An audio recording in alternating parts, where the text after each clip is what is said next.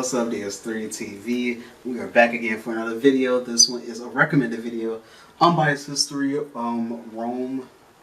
That is the Roman numeral 8. And yeah, this is on Julius Caesar. So let's get into it. I was trying to play around with my settings a little bit. Okay, that should be fine. But yeah, so yeah, let's get into it. This was a recommended video, so you can always recommend me videos in the comment section down below, and I will watch them. And you know, they'll come out at some point during the week or something like that. And also subscribe to the channel. Want to get 1,000 subscribers by my birthday, September 13th. Thank you guys. You guys are really amazing for 950 subscribers. I think we're over that a little bit, but yeah. So yeah, I'm gonna start back streaming again because I now have everything I need to stream. I have this. This is really what I needed to stream. And yeah, so let's get into it. I'll probably have the stream. Well, I'll have the link in the description for the Twitch stream that I'm gonna do, which is gonna be the day that this comes out. So you guys see it. And yeah. And also I'm going to make a schedule too, like an actual streaming schedule, so that way everybody knows when I'm going to be streaming. I'll be making that after the stream tomorrow, which will probably be late, probably around like 8 o'clock CST. So yeah. Yeah, let's get into it and yeah. Play. Come on.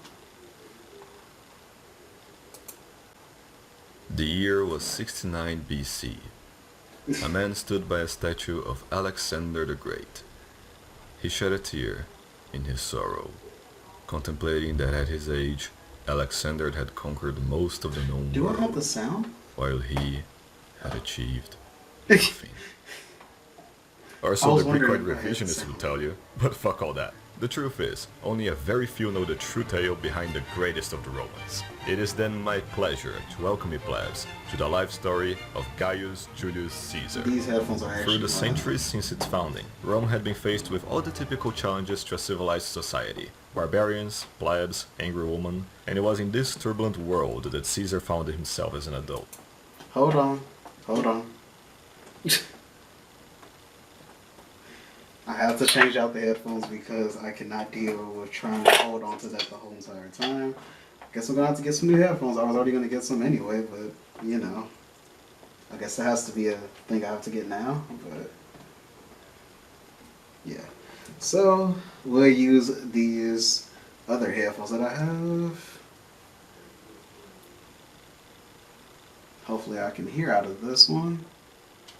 Born a patrician prodigy, Caesar spent his political career quickly rising through the ranks of the Republic. Elected a tribune, a quaestor, and an aedile, throwing lavish games to entertain the plebeian masses. But it was not a life lacking in tragedy, suffering the losses of both his loved aunt and wife's lives. But he didn't let such losses dissuade him from his ambitions. As a man of divine lineage, Caesar ran for and easily won the election for Pontifex Maximus, as well as one for becoming a praetor, an office lower only to the consul, by then a senator named Cicero, belonging to the many Italians Rome had civilized in the past. Being a skilled orator and an autistically strict constitutionalist, Cicero conflicted with Caesar over the Catiline Yes.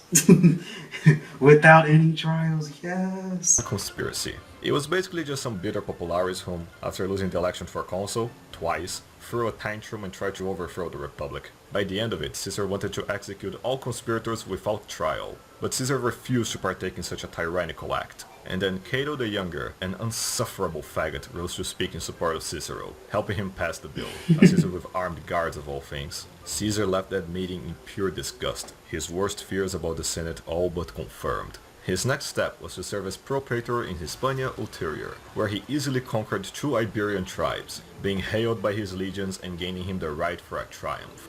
To boot, he approached both Crassus and Pompey to help him get elected as consul. There were still somewhat rivals, but with Caesar pulling the strings, he got the first triumvirate going. When Cato heard of Caesar's victories in Hispania, he moved his triumphs date to conflict with the consular elections, forcing him to either choose one of them. It helps to know that Caesar was by then fucking Cato's sister on a daily basis, so that explains his pettiness a bit.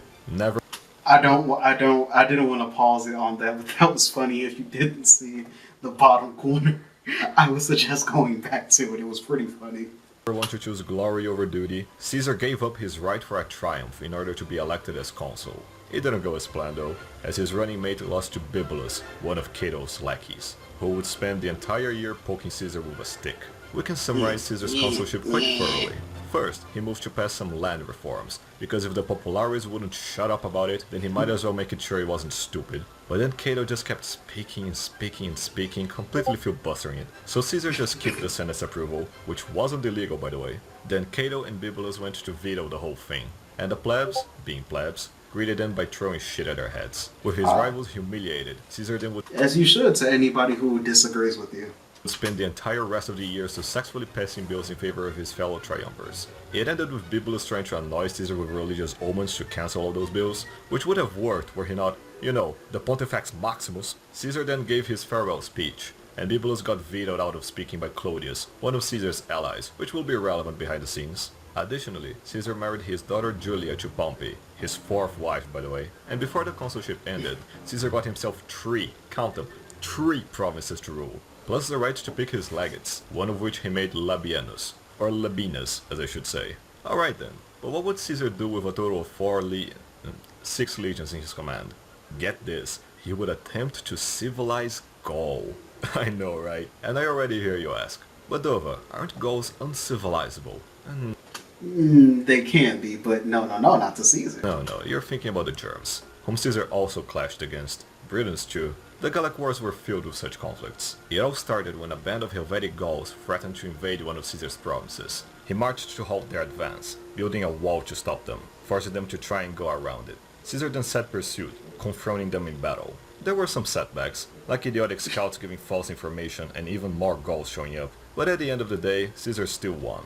This show of force much impressed the Gauls, whom now asked Caesar to help kick out some invading Germanic king named Ariovistus, whom was bringing in hundreds of thousands of Germans across the Rhine. This Caesar could not allow. When facing Ariovistus, Caesar kindly asked him to go back the way he came from. He responded like all Germans do, immediately attacking him. The brawl later led to a full-on battle for the hill, which is where Crassus's son, Publius, helped to save the left flank, while Caesar broke through the Germans in the right, forcing them to flee in fear back to their mud huts across the Rhine. After kicking the Germs out, Caesar raised another 2 legions, without the Senate's approval. But who the fuck cares about what they Nobody cares about the Senate. The Senate is nothing. The Senate is nothing without Caesar. Approve anymore. Not Caesar. Oh no. He was too busy now dealing with a Belgian coalition to care. Around 300,000 Gauls, which Caesar dealt with by building a fortress on a hill beside a river, with ditches, walls, scorpions. It was awesome. The Belgae, too scared to attack, sent a division to cross the river and take over the bridge. Caesar then responded by leading a cavalry charge and slaughtering all those who crossed. Completely humiliated, the Belgae fled the field in fear. Caesar then set pursuit against their biggest tribe, the Nervi, whom hid in the woods until the legions started to build their camp, attacking them immediately afterwards. Facing imminent collapse, Caesar jumped into the fray, killing countless Gauls by himself, and single-handedly saving his legions until all the barbarians were surrounded and killed. Caesar then took this chance to return to his provinces, meeting with his fellow triumvirs in the Lucca Conference, where they agreed to have Pompey and Crassus run for consul to extend his governorship, and give themselves the provinces of Hispania and Syria. I should also say that Rome was in chaos right now with the whole Clodius thing, but I don't have time for that. It was the corrupt Senate's fault, but that's not saying much, is it? Continuing to put his foot in Gaul's neck, Caesar sent 2 legions to different corners, one under Galba, a future emperor's great-grandfather, and the other under Publius Crassus. He just went there to buy some grain from the local Veneti tribe. And how did they answer it? By imprisoning his men. With this clear declaration of war, Caesar responded swiftly, invading their lands, freeing the hostages, putting their leaders to death and enslaving the population, and he set fire to their mud huts. And not even their huge boats would be enough to escape his wrath, taken down by Decimus Brutus, one of Caesar's most loyal allies. Later, as he was dealing with some more Belgae tribes, 2 new German... That's a great name to have, by the way, Decimus. That's a pretty good name to have. Hordes would cross the Rhine, smelling the scent of civilization Caesar had brought with him. When Caesar confronted them, they were full of the usual, "we just want to be your friends" shit. He didn't fall for it for 1 second. Only a fool would trust a germ. But it was only after his scouts were attacked that Caesar ordered his legions to expel them from Gaul, killing hundreds of thousands of germs along the way. Not that it was enough. It would never be enough. But then came the question of Britain, an unknown island that was sending supplies to rebelling tribes in Gaul. Caesar would lead 2 separate invasions of Britain. In the first one, his fleet was scattered in a storm, his plebeian troops were almost too cowardly to make an amphibious attack, and all Caesar found in the island were forests, unpredictable storms, and worst of all, Britons. He got back to Gaul, and after saving a few centuries that got stranded in hostile Nervii lands, he set to try again, now invading with 27,000 men, running a vicious campaign against Cassivellaunus, whom he defeated in battle. But in the end, all he got was more trees, more storms, and a lot of dead Britons. An improvement for sure, but still, he set sail back to Gaul, choosing to leave Britain uncivilized, for now anyway. So what was the situation in Gaul when he arrived? Chaos. Absolute chaos. An entire legion had been tricked into an ambush, and another 2 were engaged in battle. And then a messenger arrived, telling Caesar that not only was Cato doing everything in his power to revoke his army leadership, but that Caesar's only daughter Julia was dead, thus breaking his familial ties to Pompey. Oh, that's terrible. On top of all that, Crassus and his son had been killed by the Parthians in Carrhae, who had now stolen their eagle standards. Just wonderful news. But in the end, Caesar, being Caesar, managed to crush the revolt regardless. He would return once again to the provinces to administer them, and perhaps have a bit of peace, later receiving another letter from Labienus. Make a guess. Yes, bloody chaos again. Caesar gathered his forces, dealing with a Gallic army that was nearing Narbo, and then traveling disguised as a Gaul to reach his army. He later learned that the whole thing was being orchestrated by a united Gallic uprising, led by Vercingetorix, whom would face Caesar at 3 events. Firstly, in the grueling siege of Avaricum, where the Romans had to build a ramp to climb the walls. It was raining, it was muddy, they were starving, it was shit. After the Romans inevitably climbed the walls, they slaughtered the entire city's population, and no one can say it wasn't justified. Then they met at Gergovia, where Vercingetorix personally resided, which would prove impossible to take, given how Caesar's Gallic allies kept fucking switching sides. The final engagement happened at Alesia, and it's just the most hilarious shit ever. So Caesar had recently chased Vercingetorix to the city of Alesia, and instead of taking it, he built an entire wall encircling it. Then some wild Gauls showed up, and what did Caesar do? He built another set of walls around him. Vercingetorix tried everything in his power to break out, having the cavalry charge in, which Caesar killed off, throwing all the soldiers at one point simultaneously, only to be repelled by Marcus Antonius, more on him later, and of course, attacking at all directions at once. They eventually did breach the walls, only to find themselves facing a Roman testudo in front, and Caesar's Germanic cavalry behind. Yes, Germans. Caesar scared even them into submission, only temporarily though. In the end, the outside army was slaughtered, and Vercingetorix surrendered the next day. Years later, the survivors would mount a revolt at Uxellodunum. It was defeated, of course, and Caesar was inclined to pardon them. But once he learned that the Senones, the tribe responsible for sacking Rome long ago, were the ones revolting, he lost all of his compassion, having all the rebel men rounded up and all of their hands chopped off, then releasing them back into the wild, not only punishing them, but reminding them that Rome was there to stay. And that means that they cannot do anything to Rome anymore because their hands are chopped off. And so, forever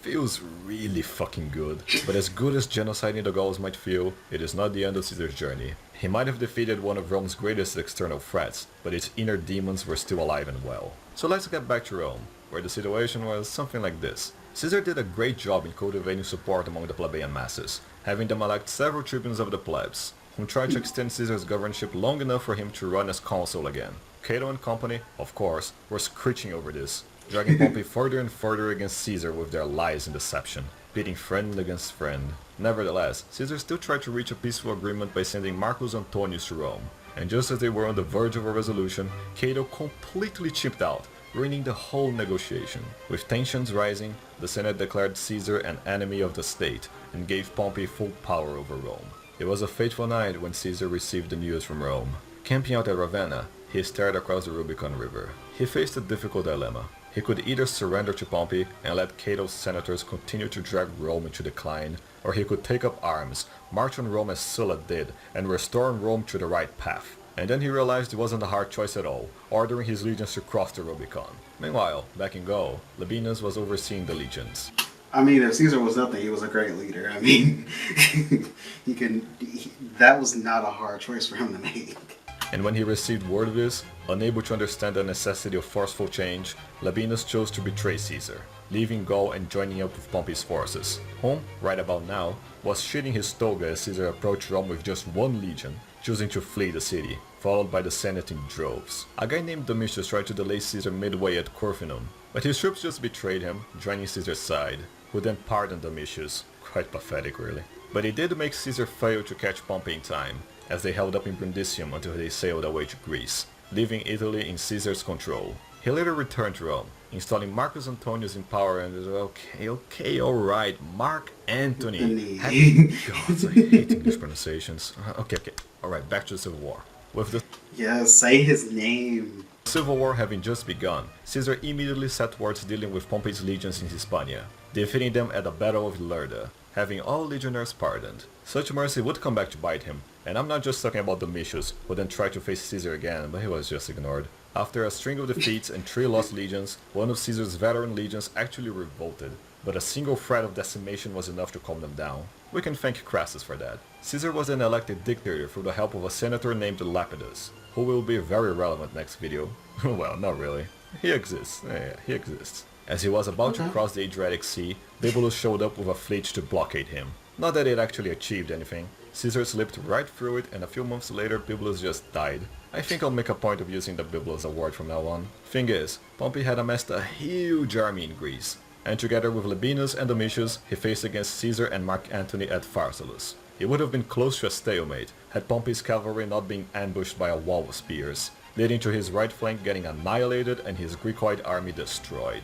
With this massive victory, Caesar graciously pardoned both Cicero and Brutus. Yes, that one. Remember how Caesar was fucking Cato's sister on a daily basis? Yeah, he's the result of that. Needless to say that Caesar loved him as a son. And speaking of Cato, he went to Africa to raise a new army and continue being a cunt, while Pompey fled to Egypt to do the same. Caesar went after Pompey first, seeking to pardon his old friend. And as he was received by the Egyptians, he was greeted with Pompey's head. This struck Caesar deep, lost in both sorrow and anger. Okay, 3, 2, 1. Your enemies. He was a consul of Rome! Consumed by rage, Caesar brought down his troops into the city, taking over the royal palace and dealing with the, by then, revolting population. This is where we get to Cleopatra, by the way, the archetypal foreign seductress cum slut, and a reincarnation of Dido as well. So I guess we know what to expect from this particular Greek woman. Cleopatra made her first appearance by sneaking to Caesar's room inside a sack, hoping it would impress him. But once the reincarnation of Dido met with Aeneas' direct descendant, she immediately fell in love with his divine beauty. And Caesar just so happens to need a cum dumpster at the time. Let's take this chance to see how Mark Antony is doing in Rome. I'm a bitch, I'm a lover, I'm a child, I'm a mother, I'm a sinner. What a mad lad. Back to Egypt. That is a Chad if I ever seen one. That is a true Chad. To help him out, Caesar sent several letters to Eastern allies, demanding help from them. It eventually reached one of Mithridates' sons, who was such a weak-willed coward that he bent to Caesar's will instantly, sending him 18,000 Greeks to help him out. Caesar then proceeded to sneak out of the city, take over this army, and crush the Egyptians at the Battle of the Nile, installing Cleopatra as pharaoh and getting her to pay all of Egypt's debts, and then gifting her Cyprus, like a boss pays off a cheap whore with a coin toss. But here's the deal. Remember that other son that had betrayed Mithridates and made him kill himself? Yeah, he was now rebelling against Rome and trying to restore his father's kingdom. Thing is, he was just as cowardly as his brother. For once he heard Caesar was marching on him, he immediately sued for a truce, which was promptly ignored, culminating in the Battle of Zela, where Pharnaces would idiotically charge at Caesar. I mean, seriously, he just charged uphill. Needless to say that he was killed and the campaign was over in what, 5 days? Veni, vidi, vici, as Caesar said. Arriving back in Italy, Caesar had Mark Antony cut down the alliance for a bit, having Lepidus elected as consul. And guess what? He had another veteran legion revolt on him, but this time Caesar just granted them dispensation. They couldn't bring themselves to desert their divine general, so decided to follow him to Africa, where he jumped into the sand to embrace the land. There he would face not only Cato, but a corrupted Scipio, the Numidian king Juba, and Labienus once again. But by then Caesar had got himself a true-born Scipio, and now the tables were even. The battle itself would have been a stalemate, had the enemy's elephants not crashed into their own troops, causing enough confusion to have them all slaughtered. After this defeat, both Scipio and Juba would kill themselves, and Cato, unwilling to live in a world led by that sister fucker Caesar, he stabbed himself, but failed to die. So he just kept tearing out his intestines until he passed out. A painful death for a painful cunt. Labienus, on the other hand, just It's pretty painful death, but yeah, he was very annoying. I mean, it's deserved. Karma happens. went to Spain to fight another day. Not that Caesar knew. He instead went back to Rome to celebrate the victory, being elected dictator for 10 years and being awarded a total of 4 triumphs. One for genociding the Gauls, another for making Egypt his bitch, the third for putting Mithridates' sons in place, and another one for making Cato kill himself. Caesar then shared his fortunes with all of Rome, awarding each soldier 1 silver talent and every citizen 4 months' worth of wages. And most importantly, refilling the Senate with his veteran centurions, allied Italian elites, and a host of civilized Gauls. Because, thanks to him, those now existed. On top of all that, Caesar also changed the Roman calendar to not be based on the moon, but the sun. He couldn't quite put it to words, but there was something about it that seemed quite divine. And then he remembered, Labienus is still alive. Way back in Hispania, he managed to rally the legions Caesar had pardoned earlier, allying himself with both of Pompey's sons, Gnaeus and Sextus. Caesar then faced them at the Battle of Munda, which was very hard fought, requiring Caesar to take to the battlefield once again. And despite Labienus' best efforts, he was defeated once more, with Gnaeus being killed off afterward. Sextus, however, escaped capture, as he would for the following decade. After this victory, Caesar would be joined by his great-nephew, Octavian, whose bravery and loyalty greatly impressed his great-uncle. But more on him later. A lot more, actually. But nonetheless, we can finally say it. The Civil War was over. Caesar returned Rome a hero, celebrating a final triumphal march, having saved the Republic from the parasites within. Even so, that didn't mean Rome was safe. There were still many threats to be dealt with. The Parthians remained unpunished after killing Crassus and stealing his ego standards. The Black Sea steppes were a lawless gateway for invading Eastern barbarians. And above all, the Germanic question had not yet been answered. To deal with all of these threats, Caesar was named dictator for life by the Senate, immediately starting preparations for his Parthian campaign. Oh, if only the great Romans of the past could see Caesar now. Camillus, Cincinnatus, Brutus, and yes, Brutus. The hero whose descendant Caesar had fathered and loved unconditionally, the one he had pardoned after allying with Pompey and Caesar's last living child. Being yet another patrician casualty of senatorial corruption and deception, Brutus was used as a puppet by the lawful dictator's worst enemies. For the Civil War might have ended, but the strife of order and chaos never did. The final affront happened at Lupercalia, a festival that celebrated the founding brothers of Rome. To take part in this tradition, Mark Antony undressed himself, joining the priests in whipping the woman to increase their fertility, until he found a crown laying on the ground. Seeking to piss off the Senate, he insisted on giving the crown to Caesar, knowing well that he would refuse. Twice more he tried, but Caesar just wouldn't have it. He was disgusted by the idea of being a monarch, for he knew that no king ruled Rome, but Jupiter himself. The crowds cheered for their hero, but just as his unrivaled accomplishments and republican virtues made him popular with the plebs, so had it driven his enemies to the edge of envy and resentment. They were revolted by the existence of someone so perfect, even more so one whom they owed their lives to. Unable to bear the thought of Caesar returning to Rome triumphant once more, a conspiracy was born, led by a senator named Cassius, with Brutus at his side. At first this just doesn't make sense. Why would the descendant of the father of the Republic betray the one who did the most to save it? Well, it's a tragic thing. Much like Cato had corrupted Pompey, so did Cassius corrupt Brutus, with the endless lies and deception at their disposal. Arrogantly calling themselves the Liberators, they agreed on a date for the deed, the Ides of March. The gods could see the conspiracy unfolding, and took it upon themselves to warn Aeneas' descendant of his fate. Before leaving for his final Senate meeting, his wife told him of a dream where he was covered in blood. His friends reported the arrival of many evil omens. Mars himself showed up to straight up I mean, that sounds like a pretty bad dream, alright? But, I mean, I guess if you're covered in the blood of your enemies, I mean, that, you know, that could be triumphantly fine. warn him. This all troubled Caesar greatly, making him delay his departure. Until Decimus Brutus showed up, who had already been corrupted by the Senate as well. Decimus guilt-tripped Caesar for scorning the Senate, playing into his pure patrician heart to ignore his friend's advice and go anyway. The day had come. The Senate had been relocated into a theater Pompey had previously built, in order to weaken Caesar by reminding him of his deceased friend. At first, nothing was amiss. The senators began making ridiculous requests. He pretended to consider them, not to hurt their feelings, politics as usual. And then it began. 26 times. 26 times the senators stabbed Caesar, E2 Brutus. but still couldn't bring him down. He refused to die. He refused to let the Republic be destroyed by those traitors. But who was among those traitors, if not his son, Brutus? His betrayal struck Caesar deep. The 27th stab proved the only one to be fatal. Julius Caesar was dead. After a lifetime of spilling blood and sweat for the sake of the Republic, he was now treacherously murdered by those who deemed him a tyrant. And now, would the Republic continue to spiral into chaos? Would the light of Rome continue fading, destined to be extinguished by its enemies? Was there a hero to take Caesar's place when Rome needed one most? These were all questions that would define an age. The age of Augustus.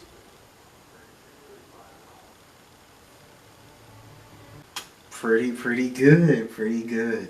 But yeah, talk to you guys in the next video. That was a pretty good video, and also subscribe to the channel. Also, you can recommend me videos down in the comment section down below, and I will get to them. And also, yeah, talk to you guys in the next video. Peace.